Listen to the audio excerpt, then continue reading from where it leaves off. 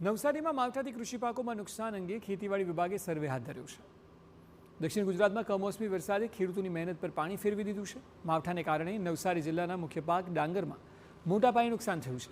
નવસારી જિલ્લામાં ચાલુ વર્ષે 45,000 હેક્ટરથી વધુ વિસ્તારમાં ડાંગરનું વાવેતર કરાયું હતું, જેમાં કાપણી સમયે ઊભા પાકને અથવા કાપેલા ડાંગરને વરસાદથી નુકસાન થતાં ખેતીવાડી વિભાગે સર્વેની કામગીરી હાથ ધરી છે અને જિલ્લાના દરેક તાલુકામાં ગ્રામ સેવકની આગેવાનીમાં ટીમો બનાવી છે।